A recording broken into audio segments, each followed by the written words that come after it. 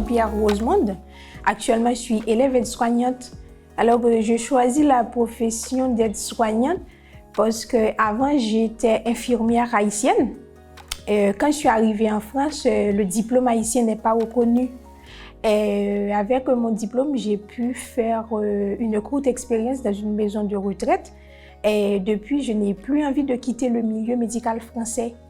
Et comme l'expérience que j'ai eue est un peu différente par rapport à l'expérience que j'ai eue en Haïti, je suis passée par la formation d'aide-soignante afin de connaître les bonnes bases, les bonnes techniques pour mieux prendre en charge les patients.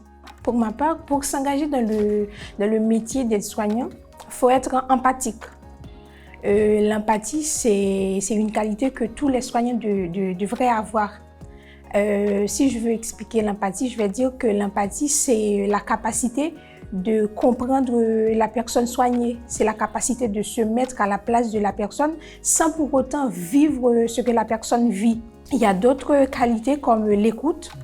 L'écoute est très importante dans le métier d'aide-soignant. Il faut pouvoir écouter la personne. Quand je dis écoute, c'est une écoute active. Il faut que la personne voit à peu près qu'on l'écoute. Il y a plein de qualités qu'on devrait avoir en tant que soignant. Les principales, c'est l'empathie, c'est l'écoute. Il faut communiquer avec la personne aussi. La communication est très importante. Je peux dire que c'est la base même des relations soignant-soigné, la communication. Les stages, je peux dire que c'est la partie pratique de la formation. Il y a une partie théorique, on le fait à l'école, et la partie pratique, c'est un stage qu'on le fait.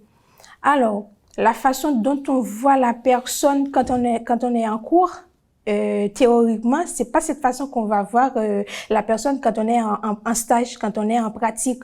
Pour mon premier stage, je l'ai vécu dans un SSR, c'est soins de suite et de réadaptation. Alors, j'ai eu une patiente pour laquelle j'ai fait un bain de pied massant et hydratant. Alors, pendant le soin, pendant la réalisation du soin, j'étais en communication directe avec la patiente. On échangeait beaucoup alors que la patiente était algique, c'est-à-dire elle était douloureuse avant le soin. Et pendant le soin, pendant qu'on communiquait, pendant qu'on discutait, on a beaucoup échangé. Elle m'a confié des choses et du coup, je me sentais très, très, très proche de cette patiente. Et au lieu de se plaindre de la douleur, elle se focalisait sur le soin que j'étais en train de lui prodiguer.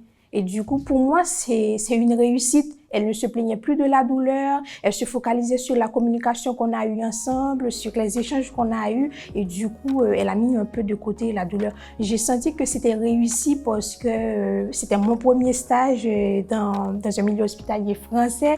Et du coup, j'étais satisfaite. C'est l'une des choses que l'on peut ressentir en rentrant à la maison. La satisfaction qu'on a apporté du bien-être à quelqu'un. La satisfaction qu'on a contribué à ce qu'une personne se sente mieux. Les choses difficiles, il peut en avoir. Par exemple, on peut se présenter chez un patient un matin pour lui faire une toilette ou un soin quelconque. La personne peut refuser. C'est l'une des difficultés que l'on peut rencontrer. Mais avec l'aide de l'équipe, on travaille toujours en équipe. Avec l'aide de l'équipe, on peut arriver à convaincre la personne du soin qu'on veut lui prodiguer. J'ai envie d'évoluer dans le milieu médical français.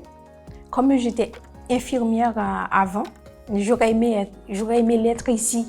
Si par exemple on a le bac, après une année ou 2 années dans l'exercice de la profession d'aide-soignante, on peut directement passer par la profession d'infirmière. Mais par contre, si on n'a pas le bac, on peut exercer pendant 3 ans en tant qu'aide-soignante. Puis par la suite, on peut passer par l'infirmière.